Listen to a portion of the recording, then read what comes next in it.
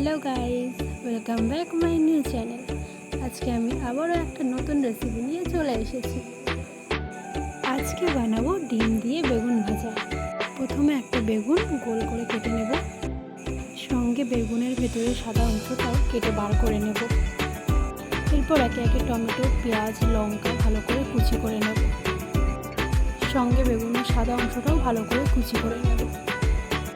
এরপর একটা পাত্রে বেগুনের কুচি, পেঁয়াজ কুচি, লঙ্কা কুচি, টমেটো কুচি একে একে দিয়ে দেব, সঙ্গে পরিমাণ মতন লবণ, অল্প একটু হলুদ গুঁড়ো, অল্প একটু জিরে গুঁড়ো দিয়ে নেব। তারপর দুটো ডিম দিয়ে সবগুলোকে ভালো করে ম্যারিনেট করে নেব। এরপর কড়াইতে তেল দিয়ে গোল করে কেটে রাখা বেগুন একে একে দিয়ে দেব। এরপর ম্যারিনেট করা ডিম বেগুনটা কড়াইয়ের বেগুনের ভিতরে দিয়ে দেব।